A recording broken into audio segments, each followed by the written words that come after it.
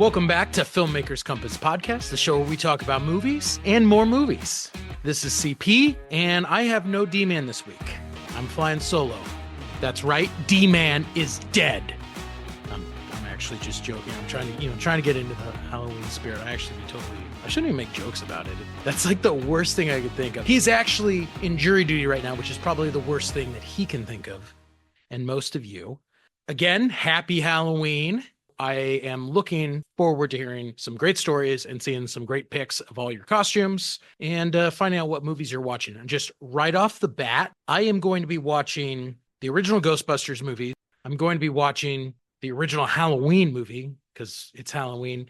And then I will probably end the night by watching Mel Brooks' horror comedy classic. That's what I have on the agenda for tonight. I don't know about the rest of you, but chime in and let me know what you're seeing.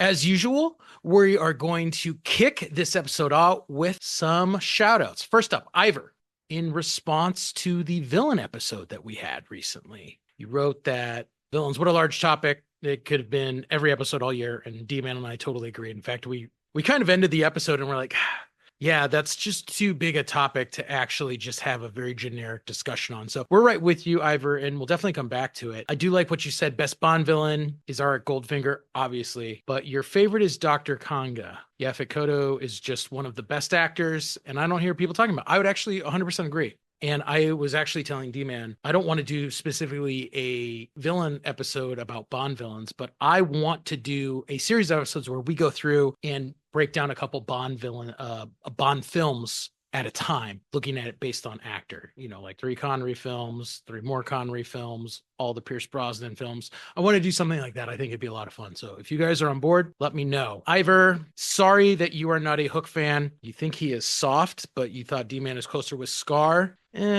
But for you, a villain is one that wants to kill puppies to make a coat. That's messed up. Cruella de Vil is the worst. That's actually probably a really good guess, and I should have probably thought of that myself. I mean, dude, who wants to actually kill and skin 101 puppies? That is messed up. Shout out to Bryant Tintle, my boy Bowie. He commented on my Joker 2 review that I put out. Bowie's said, so what I'm hearing is go in with no expectations. Yes, Bowie. Yes, 100%. If you go into Joker 2 with no expectations, I do not think you will be disappointed in the film. Drucker chimed in, commenting on the Rings of Power. What do you think the scene of Durin leaping to attack the Balrog? Insane cinematography. I'm a noob at that stuff, but I love that. Well, I mean, I loved it too. They brought back a Balrog. Of course, we're like, what's not to like about it? But it looked great and it was a lot of fun. Probably one of my highlights of this season of Rings of Power. Just a heads up. Shout out to Alex, who went to the Twin Pines Mall meetup for the Back to the Future 2 event, and he saw a replica of the DeLorean. D-Man actually shared those photos with me, so very cool. Awesome getting to see that. I tell D-Man all the time that we should actually roll over there because it's 10 minutes down the street from him, and we need to just go and frame some shots out of Back to the Future. So very cool, Alex. Glad you got to do that. We had our costumes. So Steph and Dustin went as Thor and Loki for Halloween. D-Man wanted to give a big thanks to everyone who hosted parties. Johnny and Sue, Mike and Cynthia, and Terry and Adam. I will actually jump in on the same thing. I want to thank Chris and Caroline, Brock and Brenna, Mikey, Zell, and Patty and Raffi for the parties that you hosted. I had a great time this weekend. We will post the pictures of D-Man and Steph as Thor and Loki. I went as Dakota, the destroyer of Mom Talk from the greatest show on Hulu right now, known as The Secret Lives of Mormon Wives.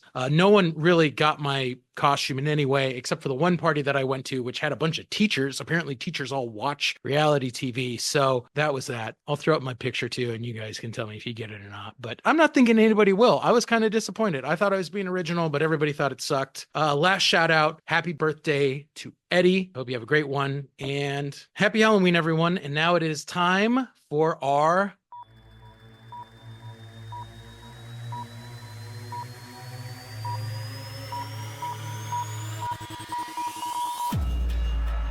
box office breakdown. All right, everyone. I don't know if you've been to the movies. I have been way too busy and have barely been to the theater in the past 3 weeks, which is such a shame. I did sneak away and see Hocus Pocus this weekend. Let's take a look at the box office. So, number 5 is We Live in Time, which is now brought in a total gross domestically of about $12 million. I have no desire to see this movie. I think D-Man went and saw it, but this is not in any way anything that appeals to me. So, if you saw it, let me know. Number 4, new this past weekend, the film Conclave, which made about $7 million in the opening weekend. Number 3, The Wild Robot, which has made a killing. It's actually made worldwide close to $235 million, about $115 million of that domestically in the United States. Number 2, Smile 2, which is off to a pretty good run, $85 million worldwide. It was made for, I think, almost $30 million. It made almost $42 million domestically. So they're having a good payday, but I'm sure they expected that. It is the only major horror movie in theaters right now. And it's Halloween. So this is exactly when we should see it. Now, opening this past weekend, Venom: The Last Dance. Who's seen it? I did not. I have not seen it yet. I'm supposed to go end of next week. So by the time I get to it, you probably have all seen it already. It has made $182 million worldwide. Not bad. I think Sony was probably wishing for something closer to $300 million, but is what it is.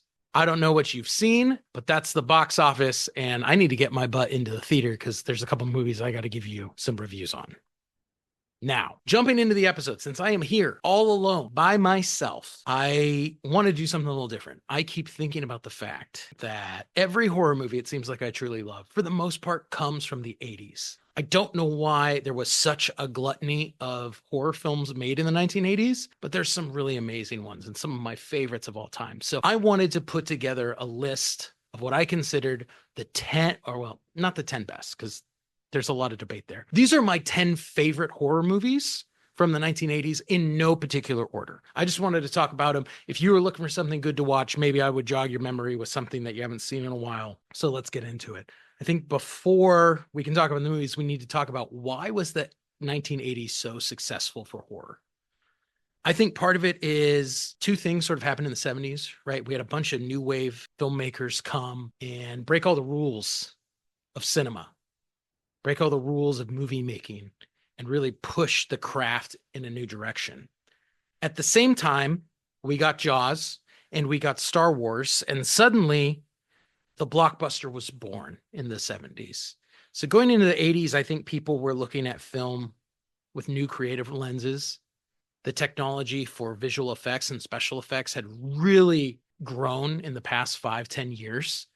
So we suddenly had the ability in the 1980s to create with makeup and visual effects and the beginning stages of CGI elements of cinema that we could never do in the decades previously.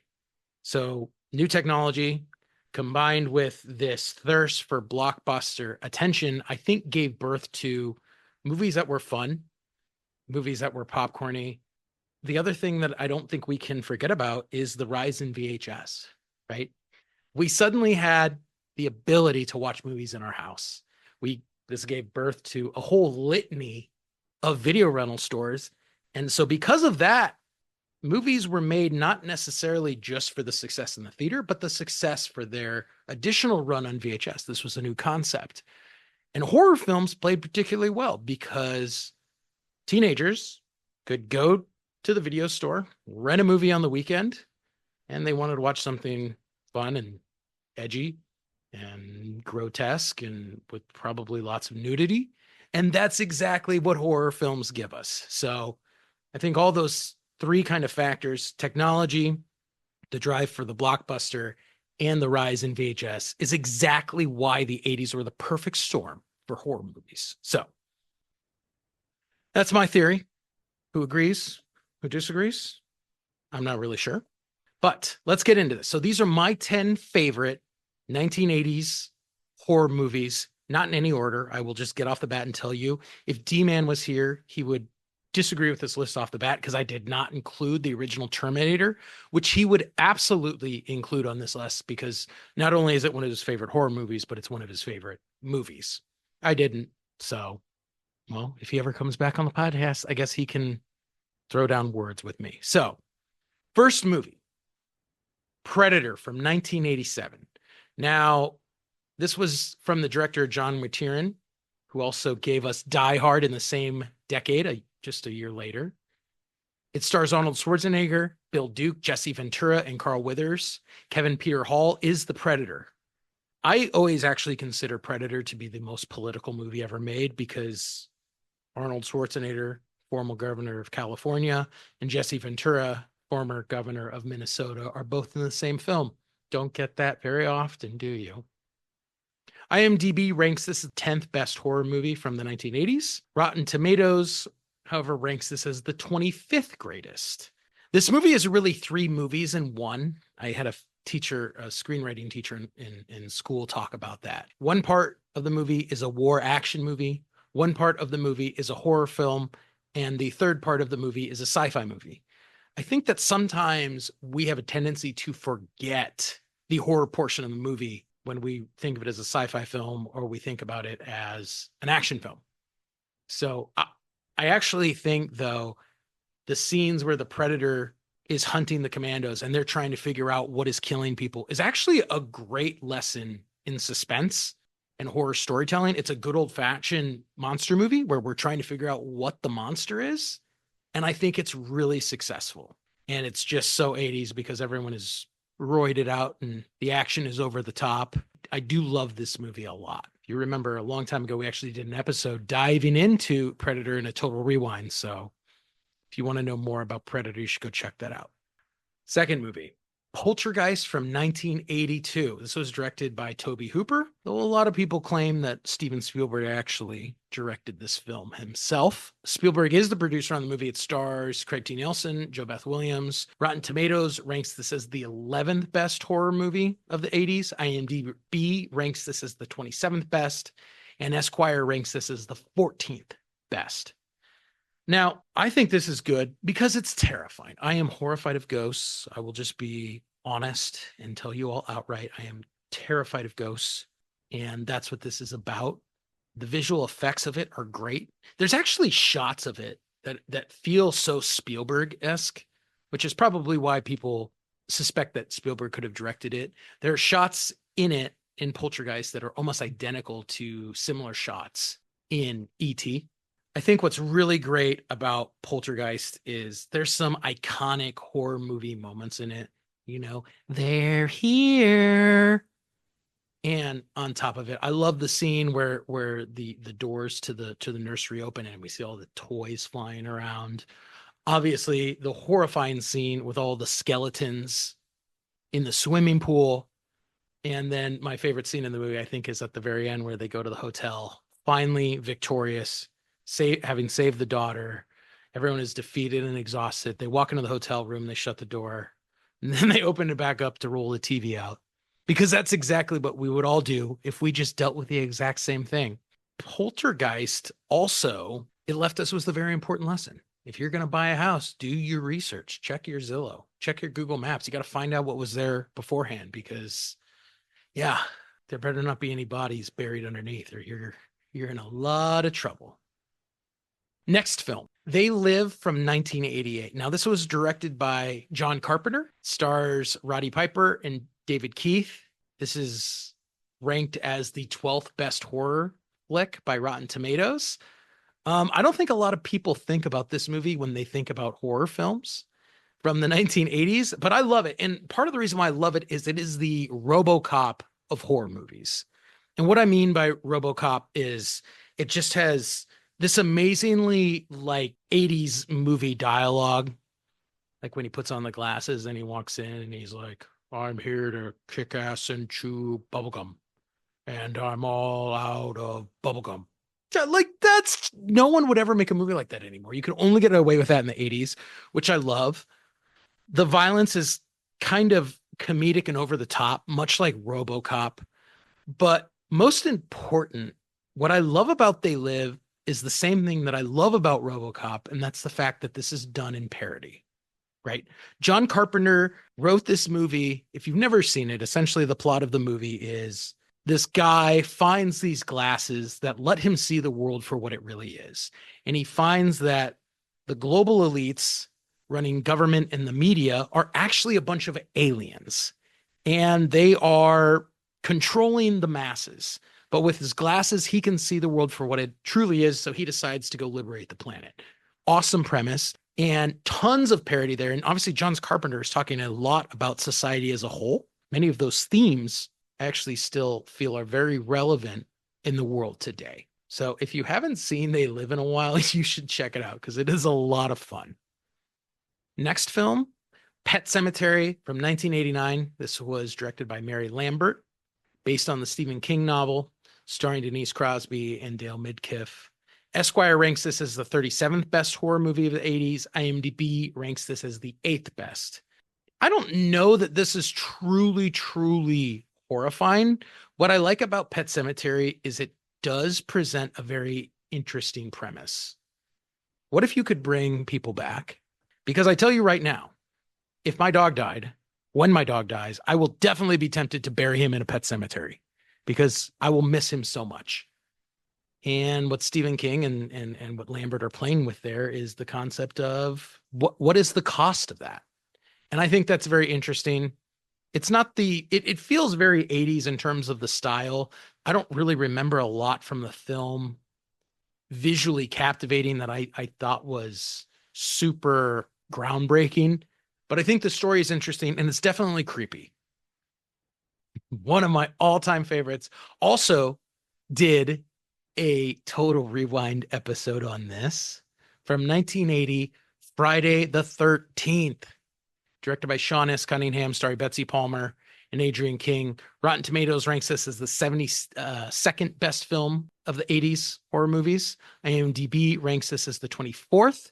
And Esquire ranks this as the 22nd. And I think all of those are ranking it far too low. First of all, it gave birth to the Friday the 13th franchise, right? Incredibly memorable and influential in horror. Second of all, it knows all the tropes that we have come to love out of horror films in terms of, well, it's the promiscuous bad teens who usually get killed first. It takes place at a summer camp. What more do we want than that? Gave us Jason and it gave us Camp Crystal Lake. I totally love it. It's a lot of fun. It's exactly what we associate 80s slasher movies with, done on a really tight, low budget. And who knew that it was going to blow up to be what it was? Apparently Sean S. Cunningham, but that was about it. I'm not actually going to talk a lot about this next movie because we talked about it on last week's episode of the podcast. Nightmare on Elm Street from 1984, from the master of horror himself, Wes Craven, starring Heather Langenkamp, Johnny Depp, and Robert Englund. Esquire ranks this as the 5th best movie. IMDb ranks this as the 3rd best movie. And Rotten Tomatoes agrees with me, ranking this as the very best, the #1 best horror movie of the 1980s. You guys heard me drone on about this for an hour on the last episode, so I'm not going to get into it. Freddy Krueger is great. What Wes is doing by playing with the audience is great. And what better than a villain who can get to us in our sleep? Love it. I think it's brilliant. I love everything about this movie. You guys know that. The Thing from 1982, directed by John Carpenter, starring Kurt Russell, Wilford Brimley, and Keith David. IMDb ranks this as the 2nd greatest horror flick of the 1980s. So does Esquire, whereas Rotten Tomatoes ranks this as the 19th greatest. So I don't know why Rotten Tomatoes is so off there. If you remember, there's a lot of things that John Carpenter just does really, really well. It's about a shape-shifting alien who can take the form of anyone. They are trapped at this Arctic research facility. The entire movie is trying to find out who is the alien. And there's some great sequences. I love the scene with the blood where they're trying to use the blood to find out who is the alien. I think it's great. John Carpenter actually has made this film as a remake from a film in the 50s by the great director Howard Hawks, but Carpenter's version really puts the original to shame. It's almost, I think most people don't even know that The Thing is a remake of the original Thing, which I think was 1951. It's night and day. John Carpenter's is significantly better. And I think a big reason why it is a better movie is Kurt Russell is actually very sympathetic, and we find ourselves rooting for him trapped in this isolated claustrophobic space that is this Arctic research lab. I also love the visual effects. Next, now, I don't think a lot of people have actually seen this movie. My Bloody Valentine from 1981. This is directed by George McCullough, starring Paul Clennon, Neil Affleck, and Lori Haller. Rotten Tomatoes ranks this as the 92nd best. IMDb ranks this as the 66th best, and Esquire ranks this as the 46th best. Now, this movie did not actually do really well when it was initially screened for American audiences in the theater. This was a Canadian horror film, and in order for it to be screened in the United States, the MPAA demanded that they cut a total of 9 minutes out of the film. So American audiences actually ended up seeing something very different than what the filmmakers intended. I think it matters because I think audience recently, after the film was restored to its, initial version, have really started to see it in a different light. I've always thought it was interesting. It's very different. It's dealing with some very heavy themes. The murderer, the miner, is an interesting kind of spooky character. And it reminds us never to get busy with someone in a mine shaft as a point of information.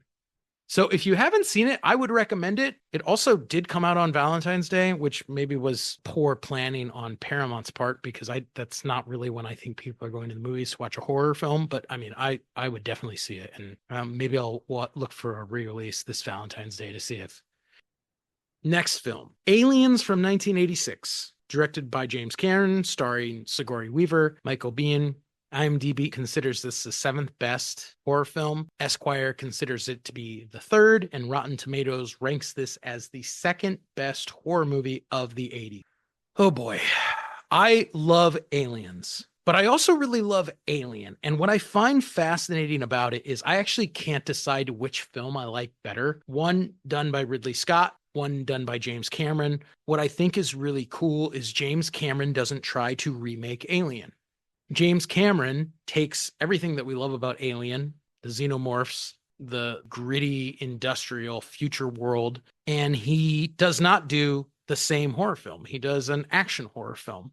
And I think that was a really good choice because it's a different feeling than watching the original Alien. It doesn't feel like you're just watching the same thing over and over again. There is a fantastic episode of the movies that made us about the creation of Aliens and how it was doomed to fail from the beginning, and how we never should have ended up with this movie on the budgets and the problems that they had with crew and casting. But I really love it. And again, James Cameron, even though it is this action sci-fi movie with a bunch of future space marines hunting aliens, he does a great job of building tension and suspense. If you haven't watched it recently, you really should, because it's so much fun. And then the final of my favorite horror movies from the 1980s, The Shining from 1980. This was directed by Stanley Kubrick, based on the Stephen King novel, starring Jack Nicholson, Shelley Duvall, and Scatman Crothers. Now, Stephen King doesn't like it, but the rest of us do. Rotten Tomatoes ranks this as the 21st. IMDb considers this to be the greatest horror movie of the 80s. Esquire actually agrees with IMDb that this is the best horror movie of the 80s. There's a lot of things that it does really, really well. It's a character study. It's a psychological horror. We're watching as Jack Nicholson's character falls into this sort of madness. There's a lot of really beautiful and iconic, there's a lot of beautiful shots, but there's a lot of really iconic horror imagery, like the bloody elevator. I don't know that anyone watches this and thinks, oh my gosh, this is the scariest movie, but it's creepy. Bathtub lady, super creepy. Twin girls, super creepy. Jack Nicholson chopping down the door, super creepy. For me, I still think the scariest part is actually when Danny talks to his finger and he's like, "Don't be afraid," because that's just weird. I think it's a lot of fun. Now, as I said, those are my 10 favorite movies. Well, 10 favorite horror movies from the 1980s. Let me know your thoughts. Do you agree? Do you disagree? What's your feelings and opinions on that list? All right. So those are my favorite horror movies from the 1980s. Well, I'm really excited to announce, I was going to wait till later, but we'll do it now. D-Man's not on here. I guess he's going to be late to the party, and find out when the rest of you do. I am actually on the production team of a film called CATnip, and it is this really awesome horror movie inspired by all those great 1980s horror films. Since we're talking about horror movies set in the 80s, I thought this would be a great opportunity to bring on my good friend, Nyle Cavazos Garcia, the director of our upcoming film, CATnip. Nyle, welcome to the show. How you doing, man? Thank you for hopping on the show. I'm good. Thank you for having me on the show. Obviously, I'm really interested in the idea of catnip, and one of the things that really inspired me to get involved was the fact that I like the idea of making this an old school 80s horror movie. Hmm. They don't make them anymore. And No, I think that's such a bummer because I love 80s horror. What was the decision to make something with that kind of vibe? I think I mean, it was a combination of a few things. One, I also grew up in the 80s and love those kinds of horror movies. I feel like it kind of died off. I've seen a lot of reprival reboots and a lot of stuff that's paying homage to the 80s, but I haven't really watched anything that feels like it came from the 80s. You know what I mean? Like Yeah. modern stuff now, they'll set it in the 80s and give it like a cool music soundtrack, but it still feels like, a current horror movie. And there's something about that that's it's a little, I don't know, it's kind of misleading. It's a disappointing kind of feeling I get walking out of something like that. And great movies. I mean, I love the genre. I love horror movies in general. I'm not, like saying that they've gone like they're bad now. I'm just saying that I miss the way they used to be. I wanted to make something. I've wanted to make something since I started making movies that felt like that. When I started directing, it was already at the end of the 90s, beginning of the 2000s, and you kind of adapt with what's around you and you use like, more modern equipment and your image gets cleaner and everything just kind of changes and you don't even realize that you missed the way it Yeah. used to be. Yeah. It's so funny as you saying that the movie that keeps like popping in my head as you're talking about mimicking the 80s, but not actually being an 80s horror film was Maxine. Gave the great homage to everything from the 80s, but it didn't quite hit the mark for what made 80s horror movies great. I just watched it. It started off and it was super cool, because it felt gritty and I'm like, maybe he's gonna do it. Yeah. And then it gets to the end and I'm like, no, it was like a Blumhouse type movie. Yeah. Which is not a Yeah. bad movie. Don't get me wrong. I mean, those movies are great for them being like modern horror movies. It doesn't feel like The Lost Boys or Gremlins or Fright Night or Friday the 13th or Nightmare on Elm Street or Yeah. Yeah. Evil Dead. I mean, there's All so many. all the greats. Well, like what one specifically were you pulling from when you were writing Catnip? I thought it was Gremlins, Okay. and then I just rewatched Critters with, Okay. with my sons. I have a 9-year-old and a 6-year-old, and maybe that's too young for Critters. I don't know. But as we were watching it, I realized that I was actually like drawing a lot from that movie, and I Okay. think the reason I was subconsciously is because Critters is a very low budget horror movie. Hmm. It's not slick at all. Even the effects are like very low budget, very Yeah. like punk rock. Yeah. And you watch Gremlins and it's slick. It feels like a studio movie. It's very Spielberg.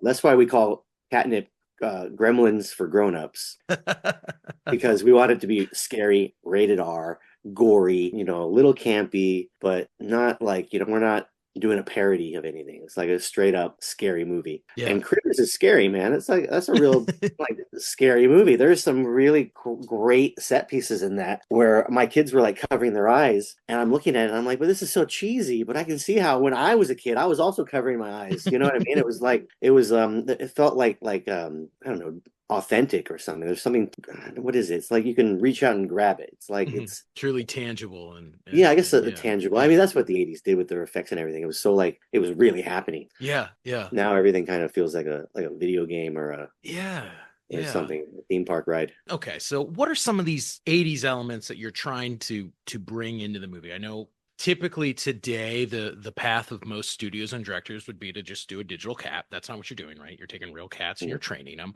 I know you said that there's also animatronic cats for necessary scenes. So I like that, going back to the true practical effects thing. But what are some of the other 80s techniques that you want to try and pull into the movie? Bring We that. are using besides practical special effects, besides animatronics and cat puppets, we're using green screen or rear projection.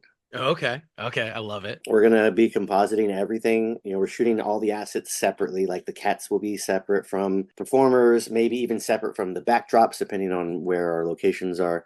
So we're doing a very like layered image instead of it Okay. all being like put together on a computer. I mean, I guess I'm still editing on a computer, but we're filming everything, which doesn't happen a lot anymore.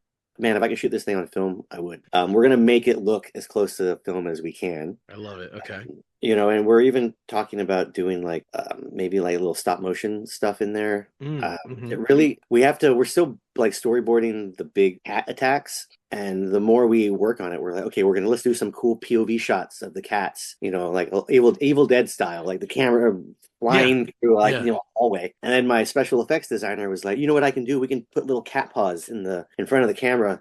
So when it's going down the hallway, you can see like these little cat paws coming out, and even maybe with claws during Oh, like some attack shots. And I'm like, all that stuff is it's great because it's like we're really building it. yeah. What I mean? Like Yeah. it's going to be real. We were talking about miniatures at one point for the apartment building. Anything that is going to require artistry, we're going to go that way. So it's really leaning into the types of techniques that people were using, making all the amazing horror films that we love. Okay. Absolutely, yeah. I And I have a composer friend. And we haven't actually like signed our composer, but I have a composer friend who's already been looking into like 80s style electronica Oh, type of perfect. scoring. A little Nightmare on Elm Street, a little Craig Safin. That's gonna be so great. Like something that's just really like dated. Yeah. If you put it in, and we actually had an associate producer who designed these VHS boxes just as like, just for fun. Yeah. And my producers and I are talking about why don't we just like print it to VHS and try to sell those. I think that would be so cool. Yeah, Like would. all the Gen X kids are gonna totally go buy one. So, just like every little thing like that really builds toward it feeling like it's from the 80s. I would love for someone to put it in and not know that we made it today. Like, Oh. you know what I mean? Like come across a VHS and think that, oh, this was made in 1987 or something. See, that's such a great goal. And I think that if everyone keeps that in mind, it will turn out to be an incredible film that is truly like, as you said, it's not just in the spirit of the 80s, it's actually in the style of a true 80s film. Just like real quick, for people who grew up watching the last 15 years of horror films, which let's not kid ourselves, they kind of suck. From a director's eye, what are the differences you see between the stuff we grew up with in the late 70s and the 80s, even the early 90s versus today, stylistically from the genre? How has it evolved? It's lost a lot of the fun in it. Yeah. I don't know what happened. There's something along the way. I mean, after the Scream franchise and slasher movies became like very self-aware, or the characters in the movies became very self-aware. I don't know if like how they knew producers within the genre knew how to make it like what can we do next that's different from what it used to be. Mhm. And they started just shaving away like I don't know everything. I watch a horror movie today, even like sequels to movies I grew up on, like the new Halloween movies or the Exorcist sequel, and I don't know. I get to the end of the movie and I'm just bummed out. It doesn't, I didn't feel like thrilled during it. I don't feel satisfied by it. It's just not fun anymore. I think these filmmakers are taking these movies way too seriously. That's what it is. I think you're right, because when we compare the original Nightmare on Elm Street to the remake in like the 2010s, Mhm. and the same thing with the remake of Friday the 13th, the new ones I think fall so flat just because they are so serious and depressing as opposed to fun, campy slasher movies with Yeah. slightly comedic death scenes. I think so too. And I think people along the way were trying to like correct it and make it, I don't know, like everything else. You know what I mean? Like it was the bastard child in the industry. So there's something wrong with horror movies are like, I don't know, subpars, and there's something wrong with them. So let's fix them. Let's put real movie stars in them. Let's make them really dramatic. Yeah. I mean, these movies were never intended to win Oscars. I think they were just big, like fun releases, like big, not even popcorn movies, because those are more like, big blockbusters. They were just like, it was just like a fun 90 minutes. No, I mean, I think you're right. Like most of the 80s and 90s stuff was essentially designed straight to VHS, right? Like, let's hope some people pick it up in the video store when they're browsing on a Friday night. Yeah, and targeted toward teenagers, even though they were all rated R. Yeah, because you could sneak into a movie in the 80s. It didn't matter. And then people making the movies knew that parents would either buy their kids a ticket because parents did that in the 80s, or kids will just sneak in, buy a ticket for Benji and you sneak into Friday the 13th. You know what I mean? Yeah. The other thing too is it seems like every horror movie of the last 2 decades has really, everything is now some version of a psychological thriller in my mind. Mm-hmm. And I think originally like it was kind of an interesting concept, but now I'm like, every movie does not need to have this existential dread attached to it. I don't know. That's just my opinion. What are the movies that you're really pulling from? I know you mentioned Critters. I know you mentioned Gremlins, what's some of the other stuff that you've been looking back on as you're trying to recaptivate that flame? Stylistically, I've been looking at, like you said, Critters, Gremlins. I've watched or I've rewatched Night of the Creeps, Okay. the Fred Decker movie, which I Yeah. love. Oh yeah. Evil Dead 1 and 2, Okay. Arachnophobia. Oh, that's a good one. I don't know what it is about that movie because it's a very Spielberg movie. I mean, it's not like it's like a. I'm going to give Spielberg more credit than it sounds like I'm giving him because he was half of my childhood. I mean, anybody who grew up in the '80s, he was everywhere. You couldn't get away from Spielberg. He was either producing something, directing something, executive producing something, and he's got some really great scary movies in there that I've rewatched recently, like Jaws is fantastic, Poltergeist, Yep. Arachnophobia. He was a executive producer of Gremlins. Yeah. So I think that's maybe where the fun part comes in because Okay. Poltergeist is terrifying. Yeah. It still is. It holds up. It's a scary movie. Oh yeah. But it's Oh so yeah. much fun. I think watching this family get tortured is just fun because Spielberg was doing it. You know what I mean? It wasn't Eli Roth. Yeah. No. It No. was Steven Spielberg. Yeah. Yeah. There's a big difference. You walk away Yeah. and you're smiling because it was like that was a blast. You walk out of what's the last Eli Roth flop? I don't even know what it was called, Borderlands or something. You walk out and you're like, Yeah. what was that? M. Night Shyamalan too. You walk out and you're like, oh, Yeah. he did it to me again, but I still bought a ticket. I think it's because we want these directors who are very capable directors who love horror movies. We want them to deliver something that's not a miss. Maybe Spielberg should get involved in horror again. Maybe that's the fix. I mean, I think that's exactly it. If it's not Wes Craven or Spielberg, it sounds like it's pretty much a bust. Yeah, or John Carpenter, or Yeah. I don't know. Who do we have today? Who's been like big producers? Are what like Michael Bay? Yeah. He remade Nightmare on Elm Street and Friday the 13th and Texas Chainsaw Massacre, and those are all like. And he did A Quiet Place, which was a new look at Quiet Place is good. The genre, but that was really it. I mean, all the remake ones were really disappointing. Yeah, I like what Peele has done, and I really like Get Out, and Nope was really great. I didn't like Us very much, but I like what he's doing stylistically. It feels like he's a little more of a throwback, the kinds of movies that he's making. What did I also just watch recently that was very, oh my gosh, it was on net. The Fear Street movies. Mm-hmm. Well, again, those were a little glossy, but Stranger Things kind of made it okay for people to set movies back in the 80s and 90s. Okay, it's cool. It's always been cool. It was just never really accepted. Now it's like maybe over accepted. I think everybody's doing it. And CATnip's not an 80s movie. I mean, I want it to feel like that, but it's not set in the 80s. Yeah, it's present day, right? Set present day. I think another really interesting thing that you're doing is the decision to set it on Christmas Eve. I mean, obviously, some of the films we talked about, like Gremlins, very famously, like takes place, right? Mm-hmm. Why Christmas? Why Christmas element? Because we've seen a lot of horror movies kind of moving into this, tapping into kind of the Christmas themes. And why did you specifically decide to do a Christmas horror film? I will be very honest and say that I didn't. Okay. The first script that we started developing was set on New Year's Eve. Okay. In Philadelphia. A little different from the final version. Yeah. I had the concept of the script and I had pitched it to a producer who wanted to read it, but I hadn't written it yet. He didn't know I hadn't written it yet. Because when I pitched it, I made it sound like a project I have. And I had it because I guess, it was in my back pocket. Yeah. So I had just come off this movie called Last Ride. It's a short horror film about an Uber driver in LA, based on a true story, because I was the Uber driver in LA. That was at the First Glance Philadelphia Film Festival, and I loved the city. It was so like dated. It felt like it was frozen in time. Yeah, which is super cool. Because I lived in New York for a long time. It's my favorite city on the planet, and I watched it become like different. I watched it get cleaned up in the late '90s. I watched it turn very modern in the 2000s, and now you go there and don't even recognize it anymore. You know what I mean? It does not feel like Scorsese's New York. It feels like a Disney World or something. It feels like a Disney park. But Philadelphia doesn't feel like that. Philadelphia is like a real gritty city. It's got cool architecture. I don't know. I was walking around and I'm like, I really want to set a horror movie here because it feels like it needs it, or maybe I have to do it here for myself. And then when I pitched CATnip, it just came out. I was going to set it in Philly because it's in a tenement building. It's going to be in the winter time, so it's cold. Like a very snowed in environment. It would be super Yeah. cool, a little bit like Yeah. The Thing. I thought New Year's Eve would be great because everyone comes together. So most people stay home. I mean, the people who are out, but the people who are in this building are families and, Yeah. poor people. So they're all home celebrating. So I thought the setting was really cool. Hadn't really been done before, not a New Year's Eve horror movie. And then I got Rob Margulies involved. He's my Hmm. producer, and he said, "Why don't we? Can you change it?"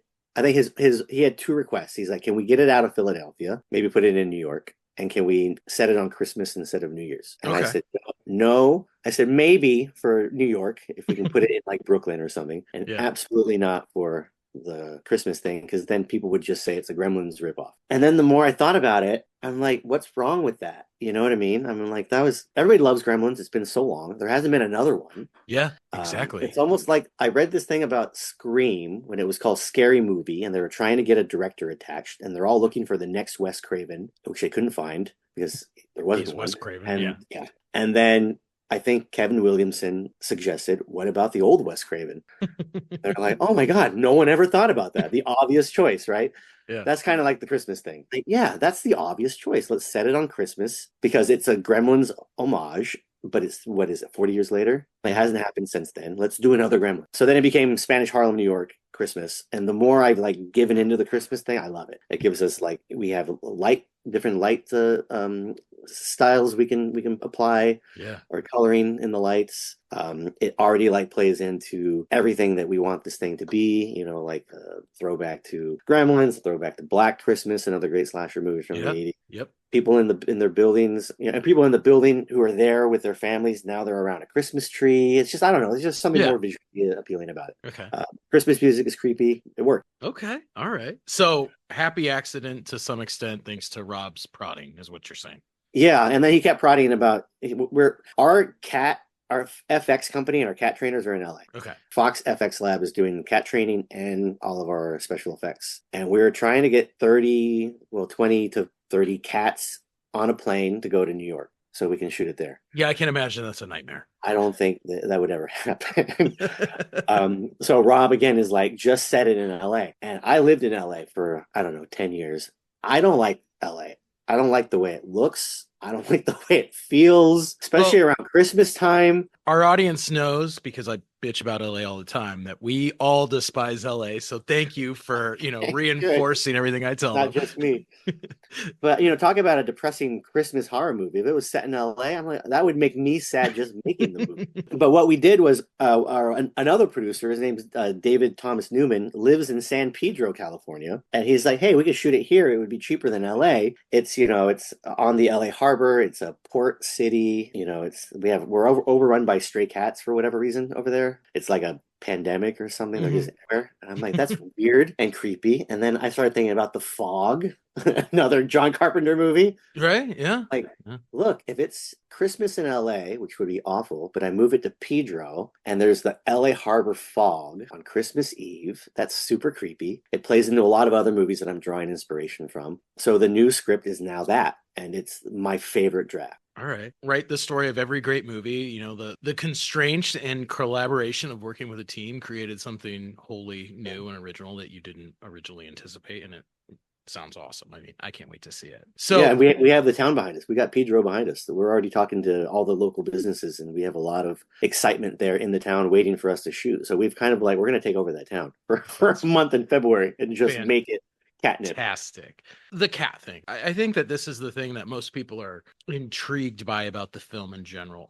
Like, what inspired you to go with cats? Were you just looking at kind of other creature features? I mean, again, the Gremlins, were you thinking like Cujo and Jaws and them, the fear associated with something that is non-human? Or what was it? Or I mean, are you personally afraid of cats? Like, what was the why cats? I'm not afraid of them, but they freak me out a little bit. They're creepy. They're always plotting. You can just see it. They don't like us. We treat them like, fluffy pillows. Just like put them on your couch and pet them. Have you ever, I mean, if you really look at cats, the way they act with people, they despise even their owner. They just they have no time for anybody. They do whatever they want whenever they want. I don't know. There's something very untrusting or untrustworthy about cats. in general, and I have always like second guessed them, even from being a little kid. That's not what made me make this movie, though. I think it was kind of a process of elimination. I remember seeing, I saw a scene in Scout's Guide to a Zombie Apocalypse.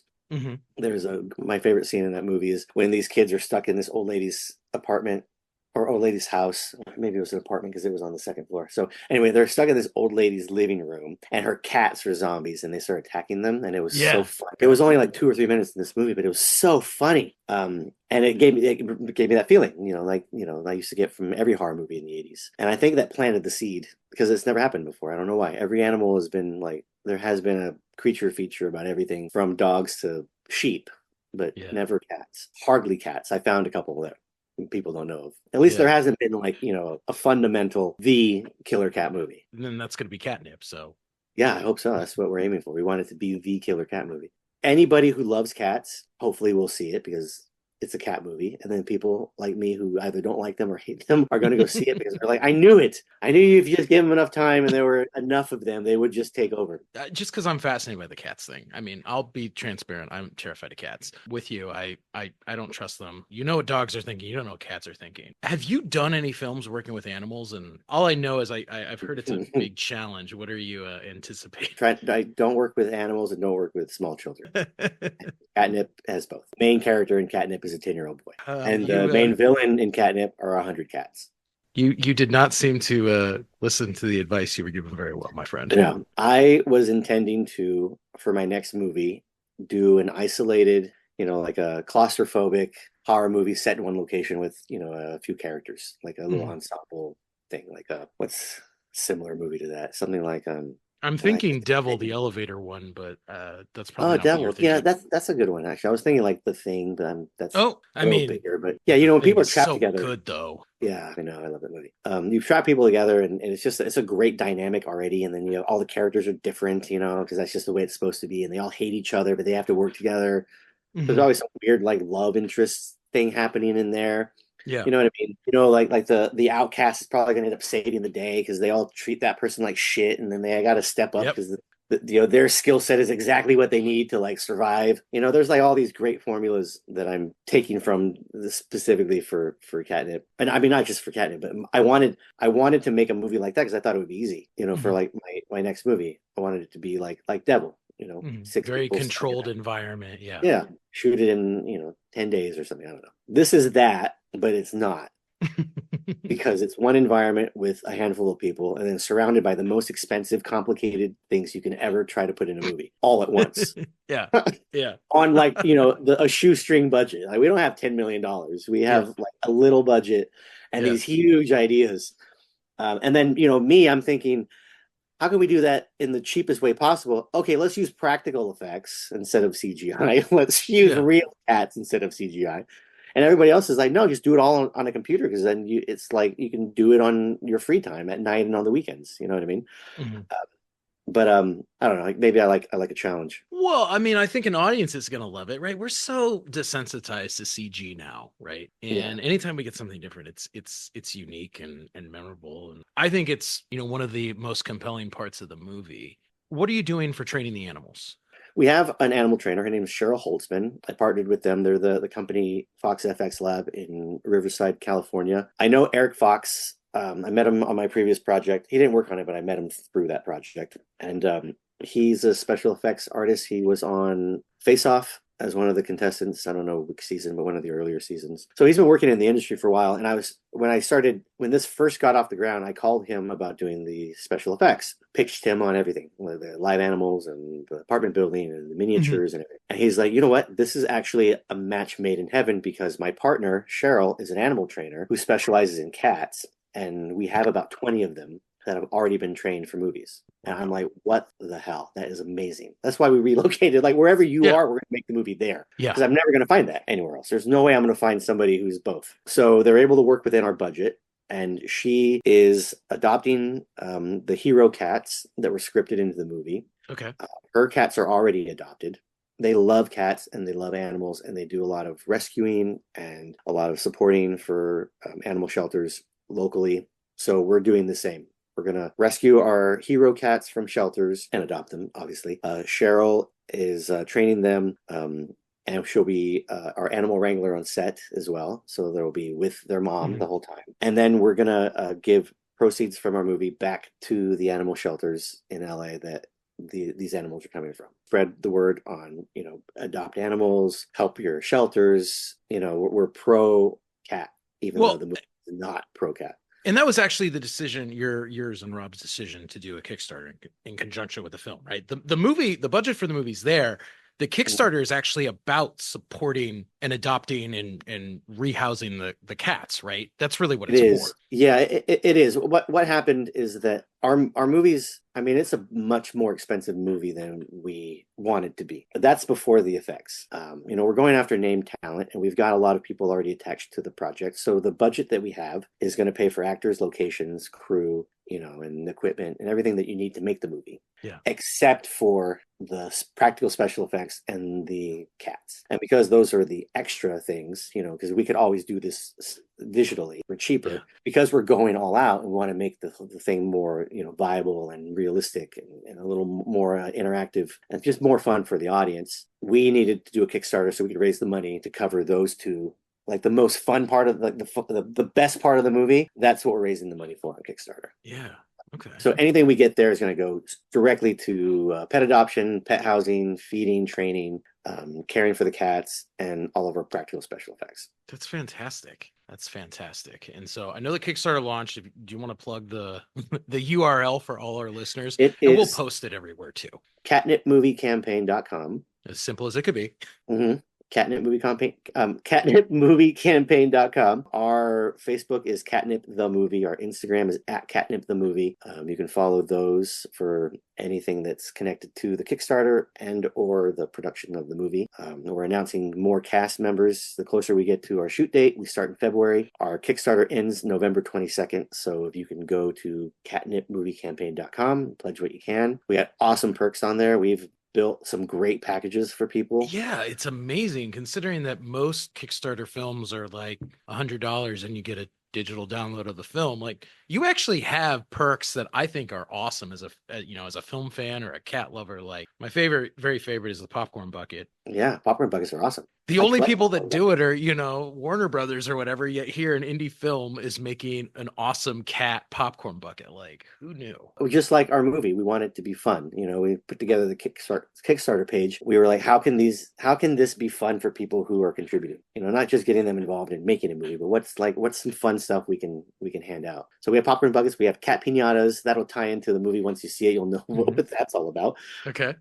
Mrs. Copycat is she designs Dexter themed cat toys. Mrs. Copycat is her name. Okay. I think the website is mrscopycat.com. Her famous cat toy is called the Bloody Knife, and it's like a soft squeaker. Well, it has ruffle paper in it and a little pocket for catnip. And then the dog version of that has the crunchy paper and then a squeaker inside. Anyway, she's partnered with us. She's going to be releasing some CATnip exclusive toys on her website. That is awesome. Very cool. She's designing a prop for the movie that's a dog toy. And we are giving away a replica of that dog toy on our Kickstarter. Well, that's perfect. So, I mean, if you're going to support a film, not only are you taking care of cats, but you're getting cool swag. So everybody loves that. I know you said there's some cool cast coming. Can you give us any heads up about any of the exciting talent that we could see? Well, right or now, do we just have to follow along on Instagram for updates? We have cast lined up and ready to announce, but we have these milestones that we want to reach on our Kickstarter. Once we get to a certain dollar number, we're going to announce a new cast member as a reward, a prize. Okay. It's something to aim for and also something fun for people who are following the movie. We have 4 waiting in the wings on top of the cast that we've already announced. We have Jake Busey, Jeffrey Arend, Charlotte Kirk, Brooke Bundy, Tiffany Helm, Akihiro Kitamura, Laura Lee Linklater, Christian Calloway in the cast now. We've just cast our kid actors because there's a 10-year-old boy and a teenage girl. We'll be announcing them hopefully soon. And then the 4 that are waiting in the wings are big name actors that come from the genre and beyond. Oh, fantastic. See, now I'm excited. So everyone, you better go make a donation just so we can get more out of the man. Please. Yeah. So you have to wait till February. Yeah, right. Who wants to wait till then? real quick, we are producing a promo on our hero cat, our main baddie. His name is Cyclops in the script. He's this terrifying one-eyed cat. But in real life, Cheryl found this amazing cat. She rescued him. His name's Willie, One-Eyed Willie, named after the Goonies. Oh. And Cheryl said that she met this cat and he's amazing. And they have to, when they cast these animals, they have to find cats with the right personality, the right temperament, to be able to work well with other cats, for them to be able to train the cats. Because rescued cats sometimes can be a little iffy. I imagine there's some trauma there. Yeah, it's not a pretty situation that a lot of these cats have gone through. But Willie, on the other hand, he and his siblings were born with an eye infection. So a few of them lost an eye and then rescued early. And he's 2 years old now when Cheryl found him, and that was a few months ago. Anyway, they've been working together, and Willie's amazing, apparently. I haven't had a chance to experience it firsthand because they're on the West Coast and I'm on the East Coast. Today, we have a film crew there filming Willie in action, which is super cool. They're doing headshots of the cat. They're doing a makeup test with the cat because they have pet-friendly makeup that they're using on all the cats to turn them from lovable Willie into terrifying Cyclops. So we're doing a little expose on the cat. We'll be releasing that online in a few days, hopefully within the week for sure. So keep your eye out for that. It's gonna be super fun. That will probably be on our website. We might have it in time for the Kickstarter. I really hope we do because we still have a couple weeks left there. So please go to CATnip Movie Campaign. Check out more about the cats and Willie and our movie. Support us. Give us a chance. We want to make this thing for you guys. I'd love to be able to use the cats that we want, the effects that we want, and deliver this thing. We shoot it February 2025, and we're aiming for a release Christmas 2025. Oh, fantastic. I'm so excited. Thank you for coming on and just giving us a little update on the movie and getting us all pumped, because I am so excited to check it out. I'm sure our audience is thrilled about it too. Nice. Thank you, man. Appreciate it. Well, that's our show. Nyle, thank you for coming on and talking about horror movies. And thank you for listening to my list of my favorite 1980s horror films. Definitely send me your list when you get a chance, because I want to know where we overlap, where I'm right, and really where you're wrong. In the meantime, you can check out previous episodes of Filmmakers Compass anywhere where you are listening to podcasts. You can check out our old episodes on our website, filmmakerscompass.com, and reach out on social media at Film Comp Podcast. You can hit up D-Man and tell him that he's a loser for missing this episode, to go down and hang out the courthouse all day at Big Kid D-Man. And you can reach out to me at NDCal5. Thank you for hanging out and talking movies with us. I look forward to seeing you back here next week. Until then, keep watching movies.